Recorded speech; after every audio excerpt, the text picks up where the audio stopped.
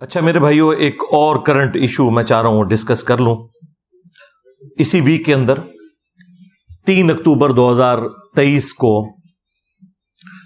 ایک اعلی سطح کا اجلاس ہوا جس میں آرمی چیف بھی تھے اور پرائم منسٹر بھی اور باقی جو بڑے ذمہ داران لوگ ہیں جو ملک کی سیکیورٹی کو دیکھتے ہیں اور باقی معاملات کو. اس کے بعد ایک اعلامیہ جاری ہوا جو پوسٹ کی شکل میں ہم نے اس سے اگلے دن ہی اپنے آفیشیل یوٹیوب چینل میں ڈال دیا تھا پوسٹ کے طور پر. آپ کو پتہ ہے کہ پاکستانی قوم کی یادداشت تو بڑی کمزور ہے، خبریں سنتے بھی ہیں تو اوور لک ہو جاتی ہیں، لیکن میرے لیے وہ بہت بڑی خبر تھی. میری چند ایک خواہشات کی تکمیل اس کے اندر تھی اور مجھے خوشی ہوئی کہ جہاں کہیں اگر ہماری اسٹیبلشمنٹ کوئی اچھا کام کرتی ہے تو ہم اس اعتبار سے انہیں اپریشیٹ ضرور کریں. ویسے تو زیادہ تر ہم ان کے ناقد ہی رہتے ہیں، لیکن اس معاملے میں انہوں نے ایک اچھا سٹیپ لیا تو میں نے وہ جو 5 بڑے بڑے نکات تھے ان کے وہ ڈسپلے کروا دیے اس ایک پوسٹ کے اندر ہی، اور اس کے نیچے لکھا کہ ہم صرف اسی قسم کی اسلامک ڈیموکریسی کو پاکستان میں سپورٹ کریں گے اور ہمیں کسی قسم کا کوئی اسلامی نظام اس اعتبار سے نہیں چاہیے کہ کوئی نان اسٹیٹ ایکٹر جماعت، کسی فرقے کی جماعت جو ہے وہ سیاست کی آڑ لے کر اور پاکستان کے اوپر قابض ہو جائے اور باقی فرقے والوں کو وہ قتل کرنا شروع کر دیں، کبھی توہین مذہب کے الزام میں، تو کبھی گستاخ رسول کہنے کے الزام میں، تو کبھی گستاخ اہل بیت کہنے کے الزام میں، تو کبھی گستاخ صحابہ کے الزام میں. تو وہ پوسٹ جو لگی اس کے اوپر ظاہر ہے کہ ہر طرح کے لوگ ہیں، ان کا اپنا ریئیکشن آئے گا. کچھ لوگوں نے اسے اپریشیٹ کیا، کچھ لوگوں نے اس کے اوپر اپنے تحفظات کا اظہار کیا. تو میں چاہ رہا ہوں ایک تو وہ پوسٹ بھی ڈسکس کر لوں اور اس پہ جو لوگوں کی ریزرویشن ہے وہ بھی میں ان کو کلیئر کر دوں. 3 اکتوبر 2023 کو جو وہ اعلیٰ سطح کا اجلاس ہوا ہمارے سیکیورٹی اداروں کا، ان میں 5 جو بڑے بڑے پوائنٹ تھے جن کے اوپر انہوں نے ایگری کیا اور اسے اعلامیے کے طور پر جاری کیا. اس کی کورالریز میں اور پوائنٹ بھی ہیں لیکن بڑے پوائنٹس جو تھے وہ 5 ہی تھے. نمبر 1، ریاست سیاسی مقاصد کے لیے مذہب کی من پسند تشریح نہیں کرنے دے گی. دوبارہ سنیں، ریاست سیاسی مقاصد کے لیے مذہب کی من پسند تشریح نہیں کرنے دے گی. اس سے مراد وہ تمام سیاسی جماعتیں ہیں جو مذہب کی آڑ میں اپنے فرقے کا ایجنڈا لانچ کرتے ہیں اور دوسرے لوگوں کی زندگیوں کو ونریبل کر دیتے ہیں. اب ان جماعتوں کے نام لینے کی ضرورت نہیں ہے، وہ اللہ کے فضل سے یا اللہ کے غضب سے پوری قوم کو پتہ ہے، کیونکہ اس کی تکلیف پوری قوم اٹھا رہی ہے، خواہ مسلمان ہو یا کافر ہو. پاکستان میں رہنے والے ان مذہبی جماعتوں کے شر سے کوئی بھی محفوظ نہیں ہے. حتیٰ کہ حال یہ ہے کہ یہاں پہ کسی ریلیجس پرسنالٹی کو بھی اگر جان کو خطرہ ہوتا ہے تو دوسری مذہبی جماعت سے ہوتا ہے، کسی کافر سے نہیں ہوتا. اور پھر وہ امن حاصل کرنے کے لیے یورپ اور امریکہ میں یعنی کافراں دے ملک ٹر جاندے نے. وہ ایک کافراں دا ملک وہ ہے جتھے تہاڈی جان بچی ہوئی ہے، یا کافراں دا ملک وہ ہے کہ جدھر آپ کو ہر وقت یہ دھڑکا لگا رہتا ہے کہ کوئی عشق رسول کے نام کے اوپر آپ کا سر تن سے جدا نہ کر دے. یہ مسلمان ملک ہے، وہ اسلامی ملک ہے. چند ایک باتوں پہ آپ کو اختلاف ہو سکتا ہے. اگر احترام جان اور احترام مال نہیں ہے تو ہم نے چاٹنا ہے اس قسم کی گورننس کو، اور پاکستان میں یہی ہے. آپ اگر رفع الیدین سے نماز پڑھ رہے ہیں کسی مسجد میں یا اونچی آمین کہتے ہیں تو آپ کو کسی ہندو سے، کرسچن سے خطرہ نہیں ہے کہ وہ آپ کو مسجد میں گالیاں دے یا مسجد سے دھکے مار کے نکال دے. ان سے خطرہ ہے. آج آپ ایک نان مسلم کو اسلام کی دعوت دیتے ہوئے نہیں ڈرتے، اور نہ آپ کو اس سے کوئی خطرہ ہوتا ہے، کیونکہ آپ کو پتا ہے کہ یہ سنے گا کہ یہ ہمارا دین ہے، وہ اپنا پوائنٹ آف ویو سامنے رکھے گا. لیکن کسی مسلمان کو قرآن کی آیت بتاتے ہوئے یا بخاری مسلم سے نماز کا طریقہ بتاتے ہوئے، رکوع میں جاتے وقت اور رکوع سے اٹھتے وقت رفع الیدین، آپ ڈرتے ہیں کہ یہی کتے کی طرح مجھے کاٹ نہ لے. یہ کتے کی مثال قرآن میں آئی ہے علماء سو کے لیے، سورۃ الاعراف میں، بلعام بن بورا کے بارے میں.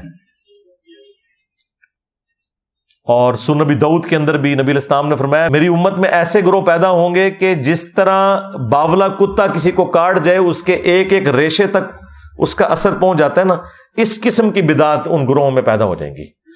تو یہ کون سا باولا کتا ہے جو کسی مسلمان کو کاٹ جائے اور اس میں بدعت پیدا ہو جائے؟ یقیناً وہ کتا اسی نسل کا ہوگا جسے مولوی کہا جاتا ہے. ظاہر ہے کوئی اسکواش کا پلیئر تو نہیں نا جو کسی کو بدعت سکھائے گا، کوئی کرکٹ کا پلیئر تو بدعت نہیں سکھائے گا نا، کوئی مولوی سکھائے گا نا کسی فرقے کا. اور اس کے اوپر اجماع ہے. آپ بریلویوں سے پوچھیں وہ کہیں گے ہاں یہ دیوبندی ہے وہ باولے کتے. دیوبندیوں سے پوچھیں وہ کہیں گے بریلوی ہیں. سنی سے پوچھیں وہ کہیں گے شیعہ ہیں. شیعہ سے پوچھیں وہ کہیں گے سنی ہے. جب یہی بات میں کرتا ہوں کہتے ہیں ہمیں گالیاں دے رہا ہے. اور بھائی تمہارے ہی اس کے اوپر آلریڈی اجماع ہوا ہوا ہے. ہم تو ساری باتوں کو بیک وقت انڈورس کرتے ہیں کہ سارے صحیح کہہ رہے ہو. بالکل بالکل تھوڑے نال. تو یہ ریاست سیاسی مقاصد کے لیے مذہب کی من پسند تشریح نہیں کرنے دے گی. بہت اچھی بات ہے جی، شکر ہے آپ کو خیال آیا کہ یہ ریاست ان لوگوں کے ہاتھوں یرغمال بن چکی ہے جو اپنی من پسند تشریح کرتے ہیں، ہر ایک کے اوپر گستاخی کے فتوے لگاتے ہیں. حالانکہ حال یہ ہے کہ اپنے بزرگوں نے چشتی رسول اللہ پڑھایا ہوا ہے. ہائے ہاں اے زخم میں چل رہا ہے تھوڑا، کینسر بنا دینا ہے. میں اشرف علی تھانوی رسول اللہ پڑھوایا ہوا ہے، مناظرے کیے ہوئے ہیں، آج تک کر رہے ہو. اب میرے ڈر سے آگے کہہ رہے ہیں کتاباں بدل گئی نے. ہاں دیکھ لو پھر کیسے قابو آئے نے. میرے نبی سا ہے ہی کوئی نہیں، تیرے بابے تے شاہ ہی کوئی نہیں، تے بابے تو ہی ہوں دستبردار ہو گئے تھے. الحمدللہ. دوسرا پوائنٹ اس میں تھا کہ کسی بھی شخص یا گروہ کو طاقت کے زبردستی استعمال کی اجازت نہیں دی جائے گی. کسی شخص کو یا کسی گروہ کو قانون کو ہاتھ میں لینا، طاقت کے ذریعے کسی سے کوئی چیز منوانا، اس کی اجازت نہیں دی جائے گی. اچھا یہ ساری باتیں آلریڈی ہمارا ایک آئینی حق ہے جو ہمارے کانسٹیٹیوشن میں لکھا ہوا ہے. یہ صرف اس کا اعادہ ہو رہا ہے اور یہ اب اس کی ضرورت پڑ گئی ہے ان کو.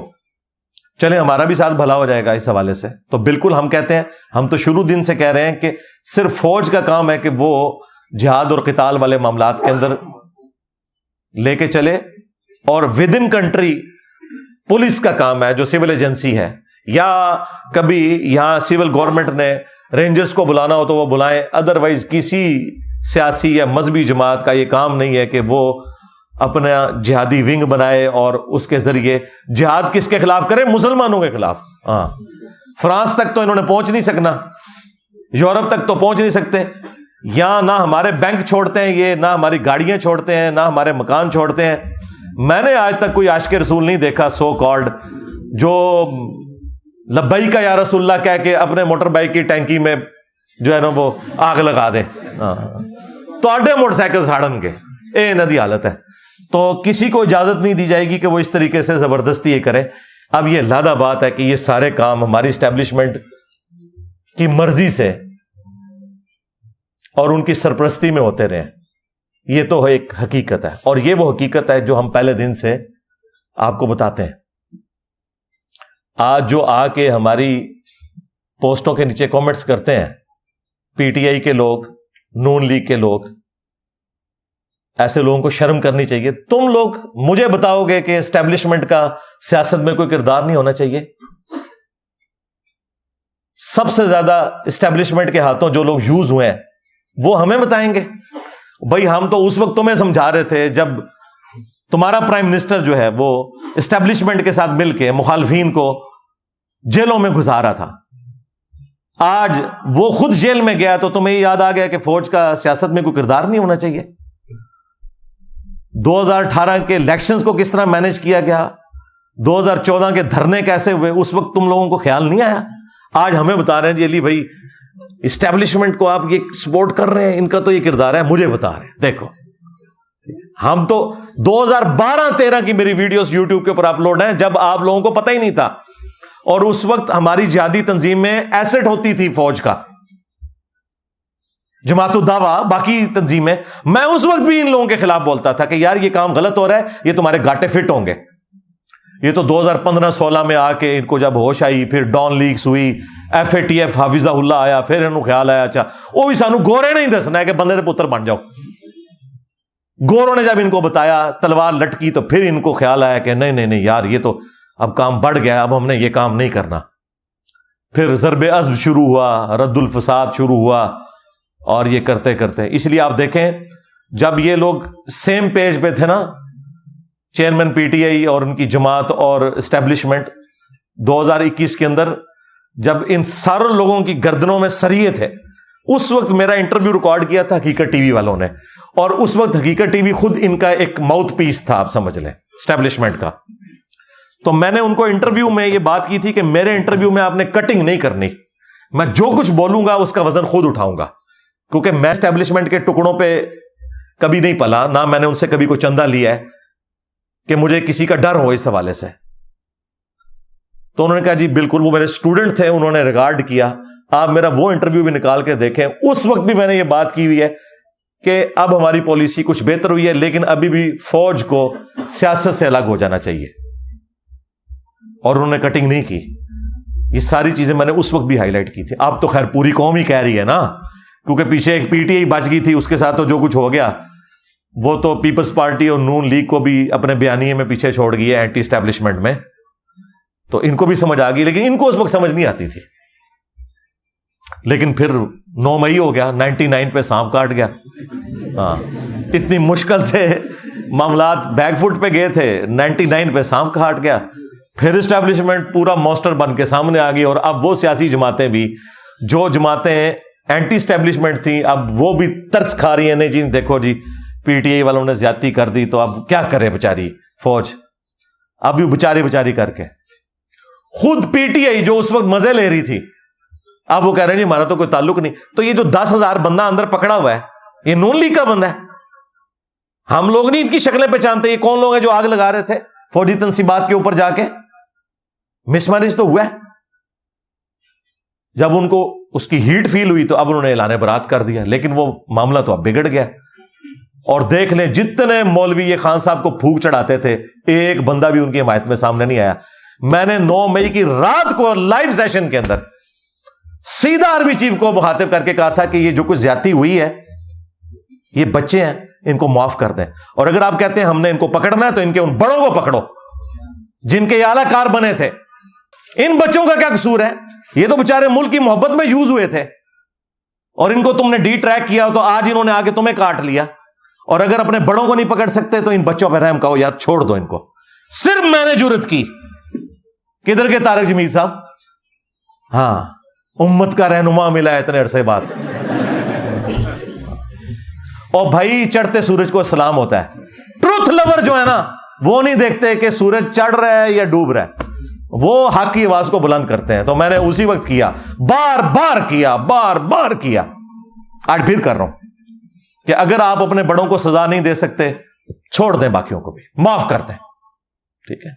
اگر آپ کہتے ہیں کہ نقصانات ہوئے ہیں، اس سے زیادہ نقصانات ہماری اسٹیبلشمنٹ کر چکی ہوئی ہے اپنی غلط پالیسیز کی وجہ سے. صرف مشرف نے جو پاکستان کو نقصان پہنچایا نا، امداد ہمیں 5 یا 6 ارب ڈالر ملی ہے، لیکن نقصان ہم 50 ارب ڈالر سے زیادہ کا اپنا کروا چکے ہیں. تو بس ٹھیک ہے یار، اگر تمہارے بڑوں نے اتنا نقصان کیا ہے، یہاں پہ عوام سے بھی کوئی تھوڑا بہت کوئی مس ہینڈل ہو گیا تو ٹھیک ہے یار، درگزر کرو. اور اگر اپنے بڑوں کو سزا نہیں دیتے، ان کو سزا دیتے ہو، تو ظاہر ہے پھر عوام میں کبھی بھی تمہارے لیے محبت کے جذبات پیدا نہیں ہوں گے. یہ تو ہم صرف سمجھا رہے ہیں، ہم نے کوئی پارٹی نہیں بنانی، جتھا نہیں بنانا، روڈ بلاک نہیں کرنی، صرف زبان سے کہنا ہے. مانیں گے ٹھیک ہے، نہیں مانیں گے تو اپنی مرضی. خان صاحب کو بھی ہم بہت سمجھاتے تھے کہ آپ یہ غلط طرف جا رہے ہیں، نہیں سمجھ آئی. اب ان کو سمجھ آ گئی ہے، لیکن اب فائدہ نہیں ہے. مجھے تو وہ اب چھوٹتے ہوئے نظر نہیں آ رہے. جس کیس میں ان کو ڈال رہے ہیں وہ سائفر کیس میں، تو وہ جسٹیفائی ہوں گے سزا دینے میں بھی، لے جائیں گے اس طرف. تو مجھے تو نہیں نظر آ رہا، لیکن اللہ کرے کو معاملات بہتری کی طرف جائیں. ہم تو صرف دعا ہی کر سکتے ہیں، سیدھی سی بات ہے. اچھا، اس میں 1-2 باتیں اور بھی کر دوں، باقی پھر 3 پوائنٹ میں کور کر کے سے کلوز کرتا ہوں ٹاپک کو. ایک تو یہ ہے کہ یہ بڑی چیز ہے انصاف کے لیے کہ آپ اپنے بڑوں کو بھی سزا دیں, اس کے بعد پولیٹیکل لیڈرز یا ان کے ماننے والوں کو سزا دیں. یہ پہلی میری ڈیمانڈ ہے. دوسری ڈیمانڈ میں جو اکثر کرتا رہا ہوں مختلف ویڈیوز میں, 14 اگست کے اوپر تو اکثر میں یہی بات کرتا ہوں کہ ہر کوئی خدا کے لیے اپنا کام کرے. یعنی یہ جو ہمیں ایک شوق چڑھا ہوا ہے عدلیہ کو کہ وہ آ کے پارلیمنٹ میں دخل دے, فوج جا کے عدلیہ میں دخل دے, اور عدلیہ جا کے جو ہے وہ فوج کے معاملات کو دیکھے, کبھی ان کو سپورٹ کرے, کبھی خلاف ڈسیزن دے دے. بھائی اپنے اپنے کام کرو, ہر بندہ اپنا کام کرے تو ملک آگے چلے گا. ادروائز دوسرے کے کام میں اگر آپ لچ فرائی کریں گے تو بھائی آپ اپنا کام بھی صحیح طریقے سے نہیں کر سکیں گے. اور اس کے لیے میں نے کہا تھا کہ ملک میں اگر آپ نے اسٹیبلٹی لانی ہے تو آپ ایک چارٹر لکھ لیں, چارٹر آف ڈیموکریسی. اس میں بھلے اسٹیبلشمنٹ بیٹھے, فوج بھی بیٹھے, عدلیہ بھی بیٹھے, پولیٹیکل لیڈرز بھی بیٹھے, ساری جماعتوں کے, اور یہ ڈیسائیڈ کر لیں کہ ہماری اکانومی کی لائن اب آندہ 25 سال کے لیے 5 دفعہ جو اسمبلیاں اپنا وقت پورا کریں گی, ہماری اکانومی کی لائن یہی رہے گی. کوئی سیاسی جماعت دوسری سیاسی جماعت کے اوپر اکنامک پالیسی کا بلیم نہ دے, سارے مل کے پالیسی بنائے کہ آج اگر پی آئی اے کو ہم نے پرائیویٹائز کرنا ہے تو کرنا ہے. یہ نہیں ہے کہ پی ٹی آئی جو ہے وہ بیچ میں اپنا لچ فرائی کر دے کہ نہیں نہیں یہ ہو زیادتی ہو رہی ہے, جب خود آئے تو پھر اور بات کرنا شروع کر دیں, نون لیگ کی حکومت آئے تو اور بات کرنا شروع کر دیں, اور جب اپوزیشن میں جائے تو اور بات کرنا شروع کر دیں, صرف پوائنٹ سکورنگ. یہ کام نہ ہو, ایک ڈیسیژن ہو, سارے اسے فالو کریں. اور اسی میں چارٹر آف اکانومی لکھا جائے اور چارٹر آف ڈیموکریسی, یہ 2 چارٹر لکھ لیے جائیں کہ ایک دوسرے کی حکومتوں کو نہیں الٹیں گے, اور اکانومی کے پوائنٹ آف ویو سے ایک آپ لائن لیں گے, تاکہ یہ آندہ سے یہ معاملات اس طریقے سے نہ بگڑیں. 5 دفعہ اسمبلیاں پوری شرافت کے ساتھ اپنا وقت پورا کریں. اس طریقے سے نہیں کہ آپ پرائم منسٹرز کو کبھی پوری قوم کو آپ نے لگایا کہ جناب یہ اتنا بلینز آف ڈالرز جو ہے وہ فلاں لیڈر لے گیا اور اینڈ پہ آپ کو ایک اقامہ ملا. ٹھیک ہے, تو میں کہتا ہوں یار یہ کروڑوں روپے ملک کے ضائع کیے, اگر اقامہ ہی نکالنا تھا اس میں سے. ٹھیک ہے, تو اس طرح کرنے کی بجائے نا آپ اصول اور انصاف کے اوپر معاملات کو لے کے چلیں, بجائے یہ کہ اپنے پولیٹیکل گینز کے لیے آپ کبھی مذہبی جماعتوں سے دھرنے کروائیں, پھر انہیں پیسے بانٹیں.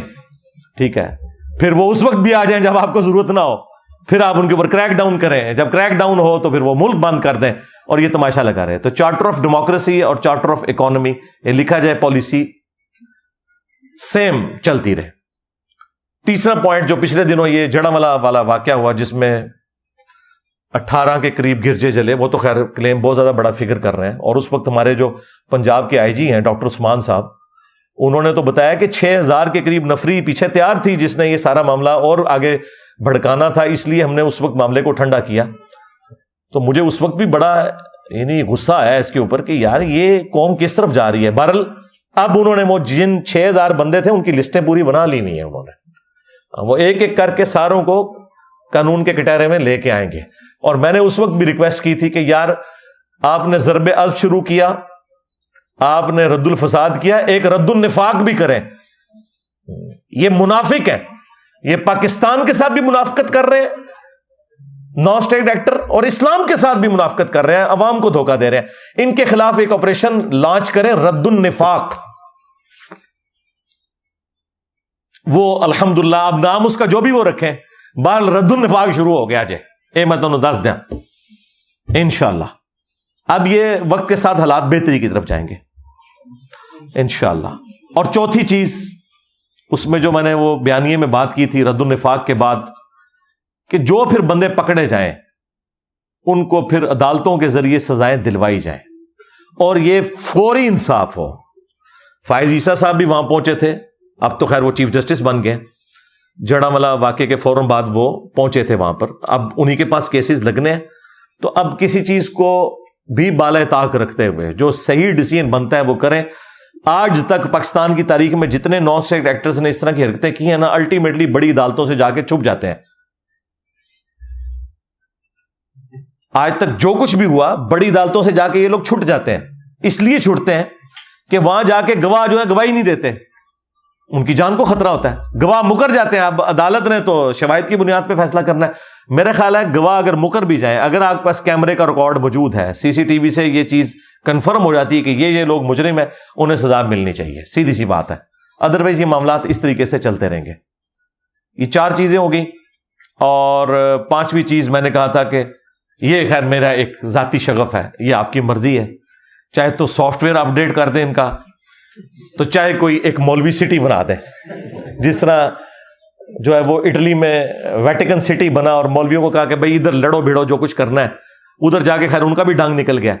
ان مولویوں کو ناردرن ایریا میں شفٹ کریں. جتنے بھی یہ فسادی قسم کے مولوی ہیں نا, ان کی 4 شادیاں کروائیں, ان کو گاڑیاں دیں, ٹھیک ہے, ان کو انٹرنیٹ کے ہائی سپیڈ کنیکشن لے دیں. یار ساڈی جان چھڈن ہے, اتوں انہوں کڈو, خدا دا نہ آ جائے, جب ملک نو رہنے دے قابل رکھنا ہے. تو یہ 5 نکاتی ایجنڈا ہے. نمبر 1, سزا دینی ہے, اپنے بڑوں کو دو, پلس ٹھیک ہے عوام کو بھی دو, لیکن اگر ان کے اوپر ہاتھ نہیں ڈال رہے, پولیٹیکل لوگوں سے بھی پھر صرف نظر والا معاملہ کرو. اور نمبر 2, چارٹر آف ڈیموکریسی یا چارٹر آف اکانومی, یہ دونوں چارٹرز لکھے جائیں اور ایک پالیسی بنائی جائے, تاکہ حکومتیں کوئی بھی آئیں ایک دوسرے کے اوپر بلیم نہ ڈال سکیں, نہ ایک دوسرے کی ٹانگیں کھینچیں. پھر آپ کو وہ ٹرو اسلامک ڈیموکریسی کی برکات بھی انشاءاللہ ملیں گی. نمبر 3, رد النفاق شروع کریں. آپریشن کا نام رد النفاق. اور 4تھی چیز, جب یہ آپریشن ہو اس کے بعد عدالتوں کے ذریعے فوراً سزاؤں والا معاملہ ہو اور منطقی انجام تک پہنچایا جائے. اور 5ویں چیز, مولوی سٹی بنایا جائے ویٹیکن سٹی کے طرز کے اوپر. خیر یہ ساری باتیں میں نے ساتھ اس اعتبار سے ڈسکس کر دی کہ کانسیپٹ کلیئر ہو جائے. تو 2 پوائنٹ ہم ڈسکس کر چکے ہیں اس اعلامیے میں. ایک, ریاست سیاسی مقاصد کے لیے مذہب کی من پسند تشریح نہیں کرنے دے گی. دوسرا, کسی بھی شخص یا گروہ کو طاقت کا زبردستی استعمال کرنے کی اجازت نہیں دی جائے گی. نمبر 3, اقلیتوں کے حقوق اور مذہبی آزادی اسلام اور آئین پاکستان کا حصہ ہے. اور ظاہر ہے بالکل ہے, یہ پاکستان کے جھنڈے میں جو وائٹ نشان ہے یہ غیر مسلموں کے لیے ہے, خواہ وہ غیر مسلم قادیانی ہوں, خواہ وہ غیر مسلم جیوز ہوں, کرسچنز ہوں یا ہندو ہوں. زندگی کا حق نہیں آپ ان سے چھین سکتے.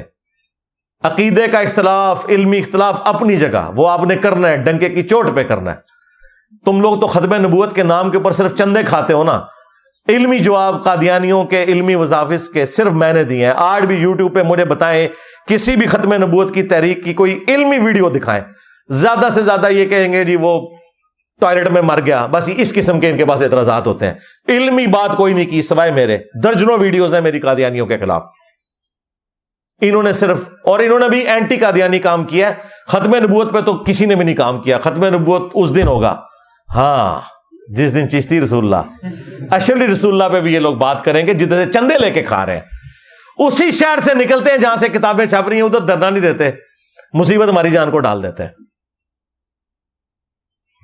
تو یہ جو اقلیتوں کے حقوق ہیں بالکل ان کی حفاظت ہونی چاہیے. یہ all over the world Pakistan کے لیے بدنامی کا معاملہ بنا ہوا ہے. 4تھی چیز اس میں تھی, ملک میں سیاسی مسلح گروہ یا تنظیم کی کوئی جگہ نہیں ہے. یعنی پہلے لوگ یہ سیاست کی آڑ میں چھپ جاتے تھے کہ جی ہماری سیاسی جماعت ہے نا, جس طرح MKN سیاسی جماعت بنائی ہوئی تھی, ساتھ ایک ونگ بنایا ہوا تھا مسلح قسم کا, اس کی آڑ میں چھپ جاتا تھا. اور ساری جماعتوں نے اپنے اپنے اس قسم کے نا اسلحے کی بنیاد کے اوپر بنائی ہوئی ہیں ونگز. پیپلز پارٹی نے بھی بنائی ہوئی ہے, ہاں جماعت اسلامی نے بھی بنائی ہوئی ہے. اور آپ اور چھوڑ دیں یار, یہ جو آپ کو بڑی شریف تنظیمیں نظر آ رہی ہیں, دعوت اسلامی کی بھی ہے ایک سنی تحریک کے نام کے اوپر. وہ اس طرح کے جو لوگ ہیں ان کے حوالے کرتے ہیں. وہ یہ TLP تو اب آئی ہے نا, اس سے پہلے سنی تحریک تھی. اور ادھر بھی دیکھ لیں آپ, تبلیغی جماعت بالکل ٹھیک ہے, لیکن دوسری طرف سپاہی صحابہ, لشکر جنگوی, اور پولیٹیکل جماعت میں مولانا فضل الرحمان صاحب. ہاں ہر جگہ انہوں نے اپنی سیاسی بھی معاملات رکھے ہوئے ہیں, ساتھ مسلح معاملات بھی رکھے ہوئے ہیں, اور ساتھ ایک تبلیغی سامنے ایک وہ بھی ونگ رکھا ہوا ہوتا ہے لوگوں کی آنکھوں میں دھول جھونکنے کے لیے. تو یہ انہوں نے کلیئر ریٹ کہا کہ ملک میں سیاسی مسلح گروہ کی کوئی اجازت نہیں جائے گی. یعنی کوئی سیاسی جماعت بھی ہے نا, وہ یہ نہیں کہہ سکتی کہ جی ہم تو الیکشن میں حصہ لے رہے ہیں لہذا کیا مسئلہ ہوا اگر ہم نے ساتھ کوئی اسلحہ رکھ لیا ہے. نہیں, یہ اسلحہ لے کے کل کو آپ لوگ دارالحکومت کے اوپر چڑھ دوڑیں گے اور مصیبت بن جائیں گے باقی لوگوں کے لیے. اور پانچواں جو اعلامیہ تھا وہ یہ تھا کہ طاقت کا استعمال صرف اور صرف ریاست کا دائرہ اختیار ہے. یہ جو ہم اکثر کہتے ہیں کہ یار یہ فوج اور پولیس کا کام ہے کہ وہ امن کو اسٹیبلش کریں، نہ کہ یہ ہے کہ مولوی اسلحہ ہاتھ میں لے کے تو وہ جا کے فلموں کی اور دکانیں توڑنا شروع کر دیں جا کے، جو کچھ لال مسجد کے اس میں ہوا، پھر اس کے ریونج میں آپ دیکھ لیں ظلم بھی ہو گیا، اور وہ پھر ہم نے اس کے بعد خود کچھ حملے بھی بھگتے. ظاہر ہے لال مسجد میں جو کچھ ہوا ان کی طرف سے تو مس ہینڈلنگ ہوئی، اس وقت کی اسٹیبلشمنٹ سے بھی مس ہینڈلنگ ہوئی، اور اس کی ہیٹ پھر ہم آج تک محسوس کر رہے ہیں. تو یہ 5 پوائنٹس تھے جو اس میں ڈسکس کیے گئے، اور اس کے بعد انہوں نے کہا کہ اب ہم جو اس حوالے سے سائبر کرائم اور یہ ساری چیزوں کو اسٹیبلش کریں گے اور لوگوں کو پکڑ کے سزائیں دیں گے. اور میں تو سمجھتا ہوں کہ یہ ایک ہمارے صبر کا ہمیں پھل ملا ہے، اور آواز بلند کرنے کا، یہ ایک نہ ایک دن یہ ہونا تھا. اور یہ اب ریاست جب ٹھان لیتی ہے کسی معاملے کو، تو آپ دیکھ لیں ڈالر دیکھ لیں، پھر آیا نا 307 سے نیچے، کیونکہ ریاست نے یہ فیصلہ کر لیا کہ بھائی یہ غلط ہو رہا ہے، یہ کام نہیں اب ہونے دینا. پہلے وہ ریاست میں ہی بیٹھے ہوئے لوگ تھے جو ان ساری سمگلنگ کو سپورٹ کرتے تھے، یہ سب کچھ وہی انہی کی سرپرستی میں ہو رہا ہوتا تھا. تو میں تو دعا کرتا ہوں کہ یہ معاملات آگے چلیں، اور آخر میں ریکویسٹ یہ ہے کہ یار الیکشن کراؤ، اور اس معاملے کو انٹرم گورنمنٹ کی بجائے جو عوام کی منتخب حکومت جو بھی آئے اس کے سپرد کریں، تاکہ ایک لانگ ٹرم پالیسی بنے اور معاملات جو ہیں وہ بہتری کی طرف جائیں. ہم اپنے بڑوں کو وقتاً فوقتاً یہ چیزیں ہائی لائٹ کرتے رہتے ہیں تاکہ قیامت کے دن ہماری اس اعتبار سے کوئی پکڑ نہ ہو کہ ہم نے کوئی سچائی کے حوالے سے بزدلی کا مظاہرہ کیا ہے یا کسی کو ہائی لائٹ نہیں کی. اور بڑوں کے لیے تو میں اکثر وہ حدیث بیان کرتا ہوں کہ بخاری اور مسلم دونوں میں حدیث ہے کہ سب سے برا اگر کوئی گڈریا ہے تو وہ ہے جو کسی جگہ کا حکمران ہے. جس طرح گڈریا بھیڑ بکریوں کی حفاظت کرتا ہے نا، اس طرح حکمران عوام الناس کے اوپر ایک اللہ تعالی کی طرف سے مقرر کیا گیا ہے. اگر اس نے انصاف نہ کیا تو جنت کی خوشبو بھی نہیں پائے گا. یہ حدیث بخاری مسلم میں ہے کہ حکمران نے اگر انصاف نہ کیا تو جنت کی خوشبو بھی نہیں پائے گا. یہاں تو لوگوں کو شیروانی پہننے کا، بیج لگانے کا بڑا شوق ہوتا ہے، لیکن ان کو پتہ نہیں ہے کہ یہ سیدھا سیدھا جہنم کما رہے ہیں اگر انہوں نے اس پوسٹ کے ساتھ حق نہیں ادا کیا. قیامت کے دن ان لوگوں نے کہنا ہے کہ ہم گمنامی کی موت کسی فٹ پاتھ پہ مر جاتے نا وہ بہتر تھا، ہم آرمی چیف نہ بنتے، ہم پرائم منسٹر نہ بنتے، ہم چیف جسٹس نہ بنتے اگر انہوں نے انصاف نہ کیا. تو انہوں نے آخرت میں کہنا ہے کہ یا اللہ ہمیں تو کسی فٹ پاتھ پہ مار دیتا، ہماری لاش کو کوئی دفنانے والا نہ ہوتا، کم از کم آخرت کے عذاب سے تو بچ جاتے. لیکن دوسری طرف اگر آپ انصاف کرتے ہیں تو وہ بھی بخاری اور مسلم دونوں میں حدیث ہے کہ 7 قسم کے لوگ ہیں جنہیں اللہ کے عرش کا سایہ نصیب ہوگا. ان میں سے پہلا شخص وہ ہے جو عادل حکمران ہے. پھر انعام بھی پھر اسی اعتبار سے ہے. ایک اور حدیث ہے بخاری اور مسلم میں، تم میں ہر ایک نگہبان ہے اور اس سے اس کی رعیت کے بارے میں پوچھا جائے گا. پھر نبی صلی اللہ علیہ وآلہ وسلم نے فرمایا کہ ایک حکمران اپنی رعایا کے اوپر حاکم ہے، اس سے اس کے بارے میں پوچھا جائے گا. ایک مرد اپنی بیوی اور بچوں کے اوپر حاکم ہے، اس سے اس کے بارے میں پوچھا جائے گا. ایک بیوی اپنے خاوند کے مال اور اولاد کے اوپر حاکم ہے، اس سے اس کے بارے میں پوچھا جائے گا. لہٰذا اب تو سارے ہی آ گئے. ہاں تسی ایویں خوش ہو رہے سو کہ وڈیاں دا رگڑا لگیا ہوا ہے، بچنا تسی بھی کوئی نہیں. ہاں اگر اپنی جگہ پہ ہم نے انصاف نہ کیا تو اللہ تعالیٰ ہمیں انصاف کے اوپر قائم رہنے کی، انصاف کی تبلیغ کرنے کی، اسی پہ عمل کرنے کی توفیق عطا فرمائے. صلو علی محمد وآل محمد، اللہم صلی علی محمد وعلی آل محمد واصحاب محمد وازواج محمد وامت محمد اجمعین الی یوم الدین. مجھے بائی چانس یہ بھی کچھ باتیں یاد آئیں. میں چاہ رہا ہوں کہ آج چونکہ ماحول بنا ہوا ہے، تھوڑا اپنی زندگی کا کوئی ایک ایسا پہلو اس سے جو جڑا ہوا ہے جو میں نے آج تک کیمرے میں کبھی بیان نہیں کیا، وہ بھی ڈسکس کر لوں تاکہ ریکارڈنگ میں آ جائے. خصوصاً ہمارے ان لوگوں کے لیے جن کو کبھی کوئی شیطان وسوسہ دلاتا ہے میرے حوالے سے. علماء کبھی کہتے ہیں یہود و نصارہ کا ایجنٹ ہے، اب انہوں نے کہنا شروع کر دیے جی یہ اسٹیبلشمنٹ کا ایجنٹ ہے، اتنی دلیری سے بولتا ہے، اس کو پکڑتا کیوں نہیں ہے. بھئی میرے ساتھ جو کچھ ہوا ہے پچھلے 10-12 سالوں میں وہ آپ کو تو میں نے نہیں بتایا ہوا، تو آپ کسی گمان میں نہ رہیں کہ میری زندگی کوئی اتنی آسانی سے گزر رہی ہے. لیکن یہ بات حقیقت ہے کہ میں کبھی بھی اسٹیبلشمنٹ کا اعلی کار نہیں بنا. اس کی وجہ سے مجھے اتنی تکلیفیں نہیں اٹھانی پڑیں جو اسٹیبلشمنٹ کے پالتو لوگوں کو اٹھانی پڑتی ہیں. یہ آپ کو جتنے صحافی یا پولیٹیکل ونگ کے لوگ نظر آ رہے ہیں یہ سارے کے سارے اسٹیبلشمنٹ کے بینیفیشری ہیں، ان کی تنخواہوں پہ رہے ہیں. اب تنخواہیں تو ان سے کھاتے رہے، جب ان کی ناراضگی ہوئی، وفاداری کسی اور کے ساتھ انہوں نے نبھانی شروع کی تو ان کو غصہ آیا تو ظاہر ہے وہ پکڑ کے انہیں نامعلوم افراد میں ہی داخل کریں گے. قانوناً غلط کر رہے ہیں، لیکن میں آپ کو جو دنیاوی طور پہ جسٹیفیکیشن ہے وہ بتا رہا ہوں. قانوناً تو میں کسی بھی ایکسٹرا جوڈیشل ایکٹیویٹی کے حق میں کبھی بھی نہیں رہا، خواہ وہ کوئی ریاستی ادارہ کرے یا کوئی مذہبی جماعت کرے یا کوئی بھی کرے. قانون اور آئین کی حکمرانی ہونی چاہیے.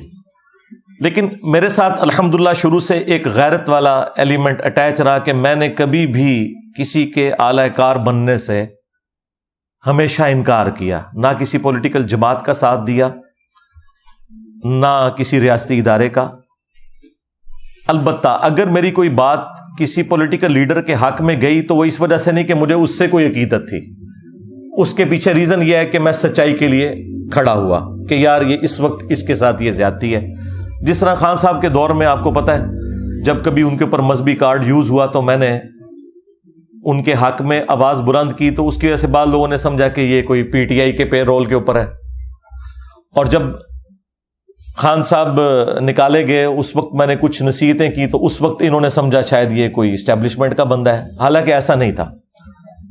مجھے کبھی بھی اسٹیبلشمنٹ کے ساتھ دلی عقیدت اس لیول کی ہو نہیں سکتی کیونکہ میں خود ان کے متاثرین میں سے ہوں. لیکن فوج ایز اے ادارہ یا ان کی جو قربانیاں ہیں پاکستان کے لیے وہ اپنی جگہ مسلمہ ہے. وہ آپ لوگوں نے تو صرف سنی ہے، میں نے تو اپنی آنکھوں سے دیکھی ہیں. اور میں یہ سمجھتا ہوں کہ اوپر کے چند ایک لوگ جو اپنی پولیٹیکل گینز کی وجہ سے اپنے زوم میں پاکستان کی بہتری کی خاطر یہ جو تجربے کرتے رہتے ہیں مختلف اوقات میں، کبھی ضیاء الحق کی شکل میں، کبھی مشرف کی شکل میں، کبھی باجوہ صاحب کی شکل میں تو ہمیشہ ان تجربوں کے خلاف رہا ہوں. اور اس کی وجہ سے مجھے مختلف اوقات میں مختلف تکلیفیں بھی اٹھانی پڑی. لیکن جو فوج کا وہ والا ایلیمنٹ ہے وہ آپ کی نظر میں بھی ہونا چاہیے کہ پاکستان میں اگر کوئی آرگنائز ادارہ ہے نا تو صرف فوج ہے. پاکستان کی یونٹی کی علامت ہے تو وہ فوج ہے، اس وجہ سے کہ کراچی سے لے کر کے پی کے اینڈ تک اور ادھر سے آپ مشرقی بارڈر سے لے کر مغربی بارڈر تک ایک ہی ادارہ ایسا ہے کہ جس میں سماوتات کا سسٹم ہے. پولیٹیکل جماعتیں تو ٹوٹی ہوئی ہیں، ایک جگہ ایک جماعت کا ہولڈ ہے، دوسری جگہ دوسری جماعت کا ہولڈ ہے. ہاں کبھی وہ جماعت تھی پیپلز پارٹی، بھٹو صاحب کا ایک پورے کا پورا ایک سارا معاملہ تھا پورے ملک کے اندر، لیکن اب ایسا نہیں ہے. تو یونٹی اس ادارے کی وجہ سے ہے. سماوتات کا جو سسٹم ہے ہمارا، سی پیک کا معاملہ ہو یا باقی معاملات، ظاہر ہے وہ فوج ہی دیکھ رہی ہوتی ہے. پریکٹیکلی جانے بھی وہی دے رہے ہوتے ہیں، پولیس دے رہی ہوتی ہے، عوام الناس بھی دے رہی ہوتی ہے، لیکن فرنٹ محاذ کے اوپر ظاہر ہے فوج ہی لڑ رہی ہوتی ہے. مجھے اس وقت زیادہ احساس ہوا جب میں نے اپنی جاب کے دوران، میں یعنی 2002 میں نے ایک سینسٹیو آرگنائزیشن کے اندر جاب اپنی سٹارٹ کی، نیس کام کے اندر. اس کے اندر ایک این ڈی سی ادارہ تھا، ڈاکٹر سمر مبارک مان صاحب اوور آل ہمارے چیئرمین تھے. ان کے ساتھ بھی مجھے 1 to 1 کئی دفعہ گفتگو کرنے کا، میٹنگز اٹینڈ کرنے کا اتفاق ہوا. اور میٹنگز میں اکثر بریفنگ میں ہی دیا کرتا تھا اپنی اسپیکنگ پاور کی وجہ سے. تو میں نے کافی چیزیں یعنی آبزرو کی وہاں پہ. اپنے اداروں کے اعتبار سے تو خیر ہمارے اٹامی انرجی کے جتنے بھی ادارے ہیں عام لوگ تو ان کے بارے میں اچھا گمان رکھتے ہیں اور کسی حد تک درست بھی ہے، لیکن اتنے بھی کوئی دودھ کے دھلے ہوئے نہیں ہیں. یہاں پہ بھی ظاہر ہے جو ایک حرام خوری والا معاملہ ہے وہ یہاں پہ بھی موجود ہے، اس بڑے لیول پہ نہیں لیکن چھوٹے لیول پہ تو ہے. لیکن اوور آل لوگ کمیٹڈ ہیں، اس میں کوئی شک نہیں. میں نے ڈاکٹر سمر مبارک صاحب کے ساتھ یعنی جو وقت گزارا، میں نے جو سب سے بڑی چیز دیکھی، میں نے انہیں کبھی بھی نہیں پایا کہ وہ یعنی اقامت سے پہلے مسجد میں پہلی صف میں نہ ہو، خواہ وہ فجر کی نماز ہو، گرمیوں کی فجر کی نماز میں بھی وہ بندہ آدھا گھنٹہ پہلے مسجد میں پہلی صف میں بیٹھا ہوتا تھا۔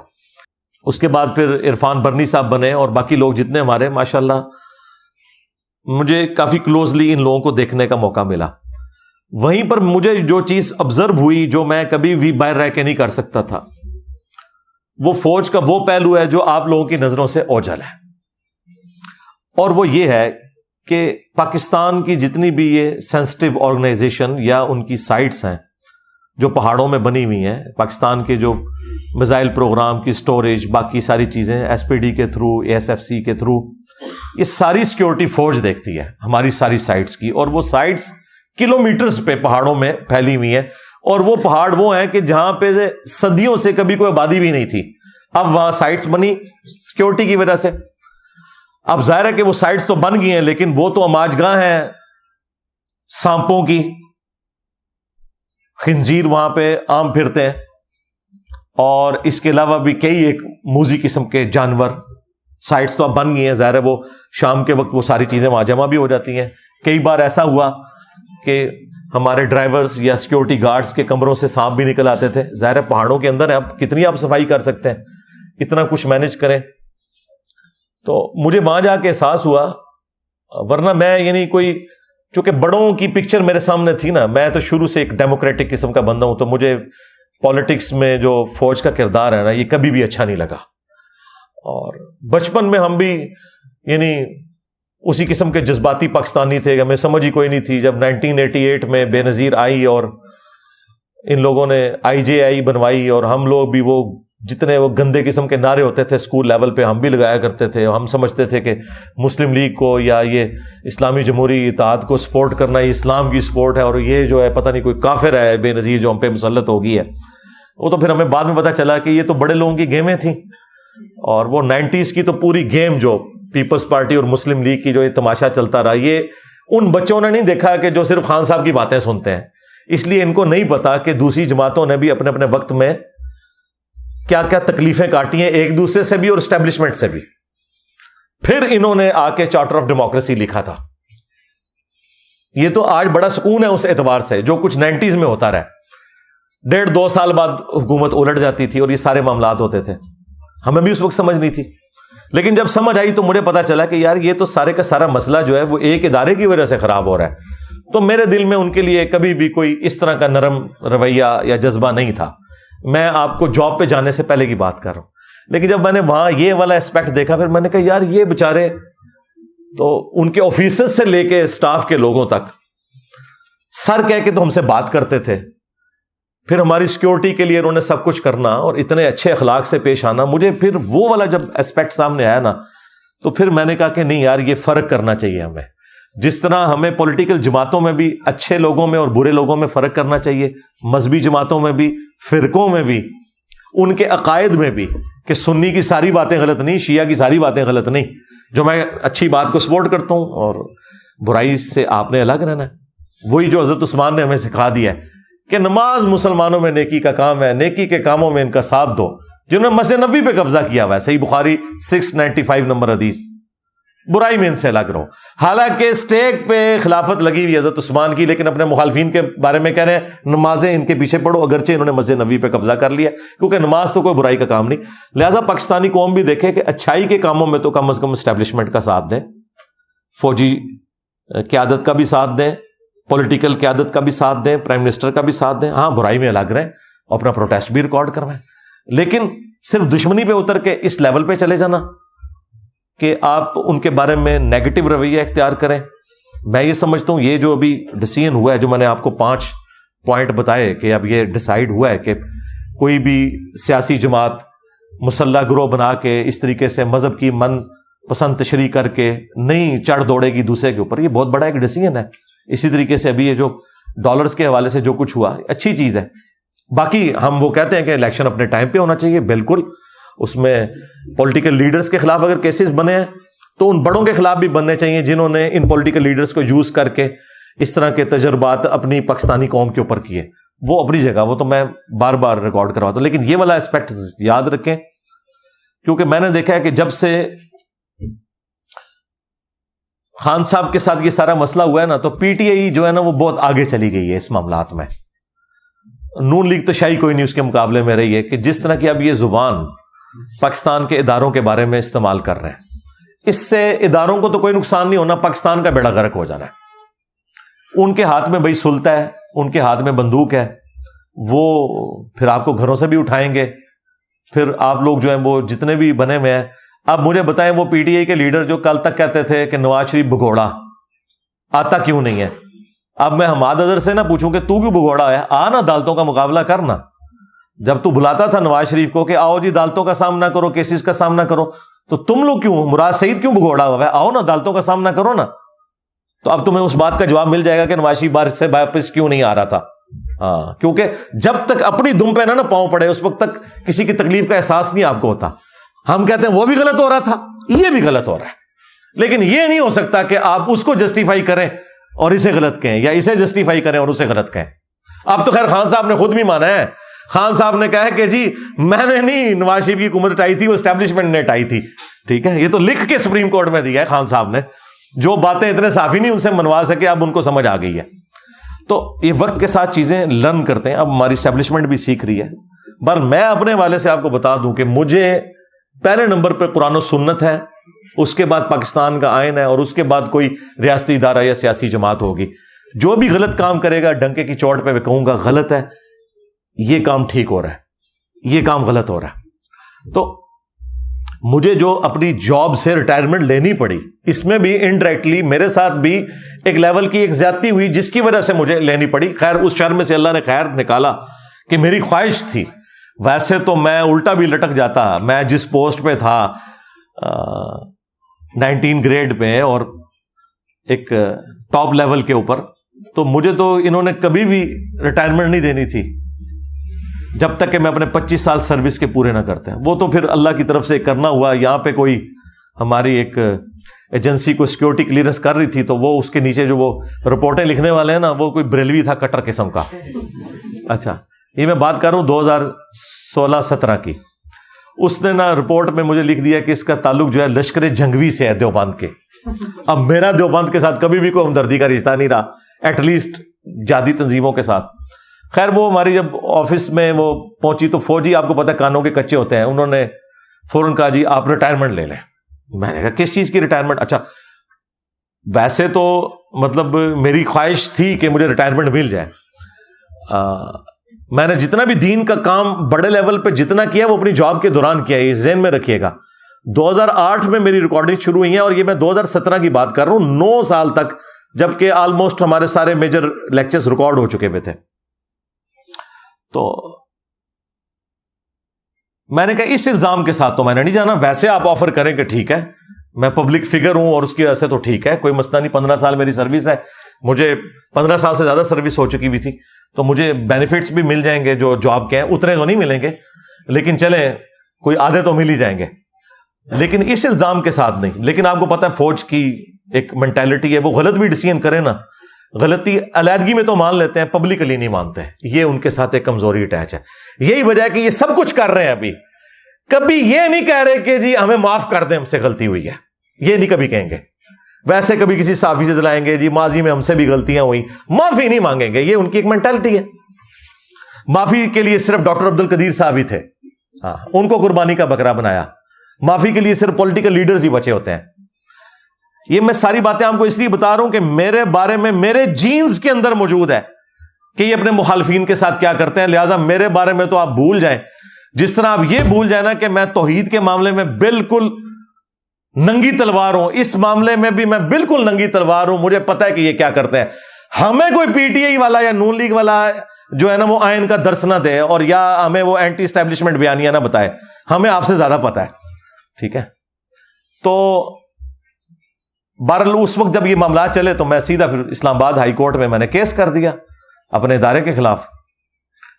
اور جسٹس شوکت صدیقی صاحب، وہ بھی میری طرح آپ کو پتا ہے نڈر قسم کا جج، اس نے بلا لیا. اور وہ تو مطلب اس طرح کے معاملات میں کوئی کسی کا لحاظ نہیں کرتے تھے. ان کی عدالت میں کیس لگا، ان کو بلایا تو یہ آئے بائیں شائع کرتے رہے اور 1 سال تاریخیں بھگتے رہے، صرف ڈانٹ کھا کے وہاں سے آتے تھے. الٹیمیٹلی پھر آخری دفعہ تو انہوں نے بڑے سخت الفاظ میں نے کہا کہ بھائی میں اب اس کو پھر ون سائیڈڈ ڈیسائیڈ کر دوں گا اگر آپ لوگوں نے یہ سارے معاملات اس طریقے سے لے کے چلنے ہیں. وہ خیر ان دنوں پھر شوکت صدیقی صاحب کی وہ تقریر ہو گئی, وہ تو چلے گئے خیر کیس. پھر دوسری جسٹس اطہر من اللہ اس وقت ابھی چیف جسٹس نہیں بنے تھے اسلام آباد ہائی کورٹ کے, ان کی کورٹ میں لگ گیا, کیس وہاں پہ چلا گیا. بال وہ معاملات چلتے رہے. بس اس دوران پھر اللہ تعالیٰ نے کو میرے دل میں یہ بات ڈالی کہ یار ٹھیک ہے. مجھے پھر کچھ لوگوں نے اپروچ کیا کہ سر اب آپ کا جو لیول ہے, آپ اس ادارے میں کیا کرنا ہے, آپ نے آ کے یہاں تو سارے آپ کے اسٹوڈنٹ بیٹھے ہوئے ہیں, تو بس اب آپ یہ کام کریں.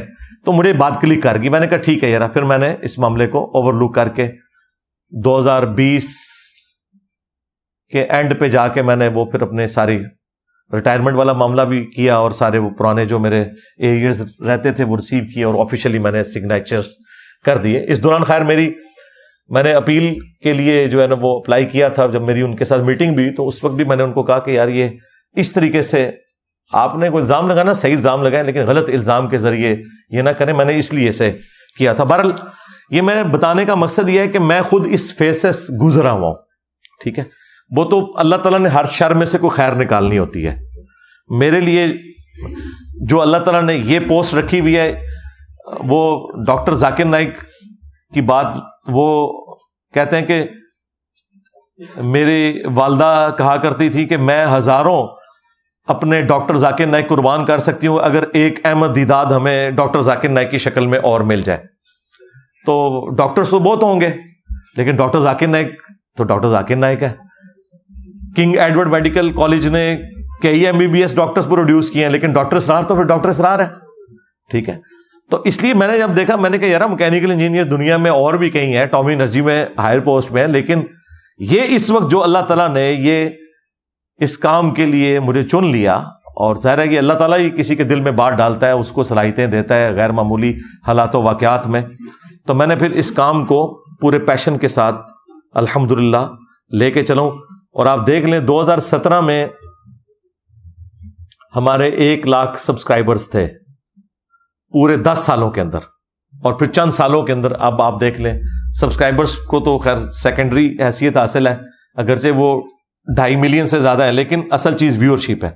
آج آپ دنیا میں ریلیجن پہ بات کریں تو آپ کو پتہ چل جائے گا کہ وہ فرقے جن کی تعداد کروڑوں میں ہے, وہ مولوی جن کے پیچھے کروڑوں اس فرقے کے لوگ کھڑے ہیں, ان کو کتنی دنیا سنتی ہے دین کے لیے, اور ہمارے پلیٹ فارم کو کتنی دنیا سنتی ہے دین کے لیے, یہ آپ کے سامنے ہے. دیکھیں تبلیغی جماعت نے یا دعوت اسلامی نے اگر ترقی کی ہے نا, تو ایک فرقے سے انہوں نے جنم لیا ہے جن کے کروڑوں ماننے والے تھے, اور میں سارے نو پوڑ کے رہا دیتا ہے. دیکھیں نا یہ ہونا کہ یعنی ایک بندہ بریلویت سے اٹھے تو ظاہر ہے کروڑوں بریلوی موجود ہیں, چند اس کے ساتھ لگ جائیں گے, اور پھر سارے محاذوں پہ بیک وقت جنگ لڑ کے, اور پھر اللہ تعالیٰ کی یہ نصرت کہ سچائی کی طاقت ہے کہ باقی لوگ تو اپنے فرقوں کی دعوت کو لے کے چلے, جہاں کروڑوں لوگ ساتھ موجود تھے وہ سارے فیل ہو گئے, اور جو سارے فرقوں سے ٹکر لے کر کھڑا ہوا اللہ اور اس کے محبوب علیہ السلام کی فیور کے اندر, جس کے ساتھ کوئی بھی نہیں تھا, اور اللہ تعالیٰ نے اس کی آواز کو اس طرح پوری دنیا میں پہنچایا, پورا پیراڈائم شفٹ ہو گیا. لوگ اکثر کہتے ہیں انجینئر صاحب کو اسٹوڈنٹ تیار کریں اپنے بعد, میں نے کہا اپنے بعد کیا, اپنے بعد کا بھی کام میں نے اپنی زندگی میں اللہ نے مجھ سے لے لیا. یعنی ہم کوئی بھی اگر ایک اسکول آف تھاٹ کہہ لیں, یا کوئی تحریک, یا کوئی بھی ایسی چیز کوئی بھی لانچ کرتا ہے, وہ کس لیے ہوتی ہے؟ تاکہ ریفارم کی جائے. تو اس پلیٹ فارم کی برکت سے تو پوری نیشن ہی, پوری مسلمان قوم ریفارم ہو گئی ہے. وہ کہتی ہے کہ بھائی ہمیں بتانا ہے قرآن و سنت میں کیا لکھا ہے, لے جاؤ بابے سائڈ پہ. تو یہ سب سے بڑی چینج ہے. اگر کوئی مجھے ایک لائن میں پوچھے نا چینج کیا ہے, اب لوگ کہتے ہیں 10 لکھیا کتھے ہی, ہاں کتنے لکھے ہے, بس یہ بات جب بھی کوئی بریلوی دیوبندی اہل حدیث شیعہ اپنے مولوی سے پوچھے 10 کتنے لکھے ہے, تو یہ چینج ہے. اس سے بڑی اور چینج کیا چاہیے؟ اس طرح کی چینج تو پہلے کبھی نہیں آئی تھی. تو یہ وہ ریفارم ہونا ہے. الحمدللہ اللہ کا شکر ہے کہ ہم نے اس معاملے کو بڑی ایمانداری کے ساتھ لے کے چلے ہیں. لہٰذا میرے بارے میں کبھی بھی کسی نے وہم نہیں کھانا کہ میں کبھی اسٹیبلشمنٹ کا اعلی کار بنوں یا بنا رہا, یا کبھی ناٹ ایٹ آل, نیور, کبھی بھی نہیں.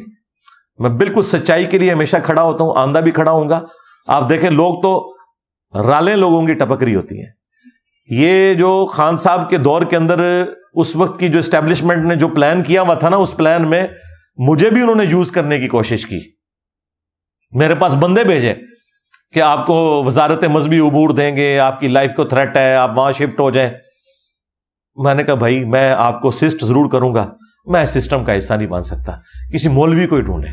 ہاں میں آپ کو پورا کورس بنا کے دے سکتا ہوں کہ اس طریقے سے معاملات کو لے کے چلنا ہے, لیکن اگر آپ یہ کہیں نہیں. پھر انہوں نے پھر مختلف پارٹیاں میرے پاس بھیجیں کہ جی وہ جی یہ آپ طارق جمیل صاحب, جواد نقوی صاحب, کچھ علماء کی لسٹ دی, ان کو آپ اکٹھا کریں, ہم تمام ٹی وی چینلز پہ آپ کے پروگرام کراتے ہیں اور ہم اس طریقے سے اس معاملے کو لے کے چلتے ہیں, مولویوں کو سائڈ پہ کریں. میں نے کہا جو ایک دفعہ ان کے ہاتھوں یوز ہو گیا تو کل کو یہ اپنے مرضی کا دین بھی بیان کروائیں گے.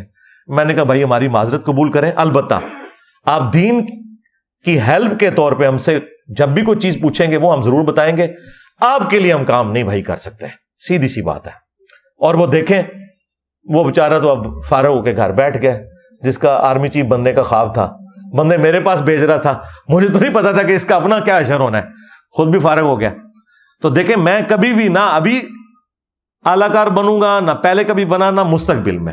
اس کی وجہ یہ کہ ان لوگوں نے ریٹائر ہونا ہے, ان کو تو کوئی جانتا نہیں ہے, لیکن الحمدللہ ہمارے اس پلیٹ فارم کی لیگیسی پرانی ساری کے سارے فرقوں کو پیچھے چھوڑ گئی ہے, کیونکہ ہم نے فرقہ واریت سے بلند ہو کر یہ آواز بلند کی. کوئی چندہ بک نہیں بنائی, کوئی مسجد نہیں بنائی, کوئی مدرسہ نہیں بنایا, سب سے بڑھ کر سب کو مسلمان سمجھتے ہیں, ان کے پیچھے نمازیں پڑھتے ہیں, ان کی زندگی موت کا مسئلہ چندے ان کو دیتے ہیں. تو الحمدللہ اس لیے ہم کہتے ہیں ہمسا ہو تو سامنے آئے. آج تک جتنے مذہبی پیشوا ہیں فرقے لانچ کر کے گئے ہیں, مدرسے بنا کے گئے ہیں, چندہ بک بنا کے گئے ہیں. تمہارے بابوں کی ایک گندگی بھی تم کہو نا کہ یہ والی گندگی انجینئر صاحب آپ کے اندر ہے, وہ نہیں نکال سکتے تم, لیکن کم از کم مان گئے ہو نا کہ وہ گندگی تھی. تو میں نے تو اس سسٹم سے کچھ نہیں حاصل کیا سوائے اس کے کہ میری لائف ونریبل ہوئی, میری فیملی کی لائف ونریبل ہوئی, میرے ٹیم ممبرز کی لائف ونریبل ہوئی, ان کی فیملیز کی لائف ونریبل ہوئی ہیں. اور کیا حاصل کیا اس سے؟ مونیٹائز نہیں کیا اپنا چینل ویڈیو ایڈز کے اوپر. 1 کروڑ سے زیادہ میں مہینے کا کما سکتا تھا اگر ویڈیو ایڈ چلاؤں, جتنی میری ویور شپ ہے. ٹھیک ہے, میں مولوی کیا, میں تو اسٹیبلشمنٹ اور پولیٹیکل لیڈرز کو بھی خرید سکتا تھا اتنے پیسوں کے ساتھ, لیکن نہیں کیا. صرف اس لیے کہ کوئی بندہ کسی بھی اعتبار سے کوئی جھول نہ نکالے. اور میں ظاہر اس کو غلط بھی سمجھتا تھا عورتوں کا ویڈیو میں آنا, یہ بھی ایک وجہ تھی. اور لیکن یہ بھی تھا کہ یار کوئی بہانہ اس اعتبار سے داخل نہ کرے. 3 چیزوں کی کوئی گنجائش نہیں ہماری اس دعوت میں, عورت, شہرت اور دولت. عورت سے مراد یہ کوئی عورت کی تضحیک نہیں, یعنی یہ چھپی دوستیاں جو یہ مفتی کرتے ہیں, تیسری کر لیتے ہیں, پھر چوتھی کر لیتے ہیں, اور پھر مدرسے بناتے ہیں, پہلے شاگردنیاں ہوتی ہیں, پھر چاچیاں بن جاتی ہیں تھوڑیاں. ٹھیک ہے. اس کے بعد شہرت کہ شوق ہے جناب جا کے بڑے بڑے جلسوں سے خطاب کرنے کا, مسجدوں میں کھڑے ہو کے فورن ٹور لگانے کا. نہیں, نیور, کہیں نہیں گیا. جو آتا ہے ادھر آئے گا بھائی. وہ اکثر ہمارے یہاں پہ اکیڈمی میں فون آتا ہے نا, لاہور سے لوگ آتے ہیں, پنڈی سے, اسلام آباد سے. میں نے کہا دیکھ لو, پہلے جیلم سے لوگ داتا دربار جاتے تھے, اب داتا دربار والے جیلم شریف آتے ہیں. یہ فرق ہے, یہ فرق ہے. کیونکہ باباؤں کے بابا, وہ اس لیے ہے کہ ہماری نسبت بہت اونچی ہے. الحمدللہ میرے نبی سا ہے ہی کوئی نہیں, تیرے بابے تھے شے ہی کوئی نہیں. یہ ہے وجہ. ختم نبوت کی برکت سے جو کام شفٹ ہوا تھا. تو عورت, شہرت اور دولت, یہ 3 فتنوں سے اگر آپ بچ جائیں تو میرے بھائی زمین و آسمان کی ساری جو نیگیٹو قوتیں ہیں, شیاطین مل کے آپ کو نقصان نہیں پہنچا سکتے. جب بھی ڈرل ہوگا نا, یہ دیکھیں جتنے انٹرنیشنل اسپیکر ہیں نام لیے بغیر, کسی کو کوئی زنانی لڑ گئی ہے, کسی کو شہرت لڑ گئی ہے, کسی کو دولت لڑ گئی ہے, اور پوری زندگی دین کا کام کر کے آخر میں ذلیل ہو گئے بڑھاپے میں جا کے. یہ نہ سمجھے کہ کوئی بیڈ لک ہوئی ہے ان کے ساتھ, بیڈ لک نہیں ہوئی ہے, یہ رزلٹ ابھی نکلنا تھا. کام یہ شروع سے اسی طریقے سے کر رہے ہوتے ہیں. وہ اللہ تعالیٰ نے ڈھیل دی کہ شاید پلٹ آئے, کوئی شاید پلٹ آئے, نہیں پلٹتا ٹھیک ہے, بڑھے ویلے جاؤ مر جاؤ اسی طرح. اس لیے یہ نصیحت میں ویڈیو میں بھی ریکارڈ کروا رہا ہوں اپنے تمام سٹوڈنٹس کے لیے بھی, خصوصاً جو ہمارے دعوت کے حوالے سے ختم نبوت کی برکت سے نبی الاسلام کی مبارک دعوت کو لے کے چل رہے ہیں. عورت, شہرت, دولت, ان 3 چیزوں کو ہمیشہ اپنے سامنے رکھنا ہے. ان تینوں چیزوں میں سے میں کسی چیز میں انوالو تو نہیں ہوا. جب آپ سمجھے انوالو ہو گیا, اب آپ سمجھے اخلاص بھی گیا, اللہ کی مدد بھی گئی. ورنہ مجھے بتائیں ایک بندہ اتنی دلیری کے ساتھ سارے فرقوں کو, ان کے بابوں کو پون کے رکھ دوے اور سارے فیل ہو جائیں, اپنی سارے چندہ بکس کے ساتھ، مدارس کے ساتھ، سارے مولوی مل کے دیکھ لیں آج پوری دنیا میں وہ انجینئر دا فتنہ آ گیا جی، وہ انجینئر دا کچھ کرو جی، انجینئر کر دو جی.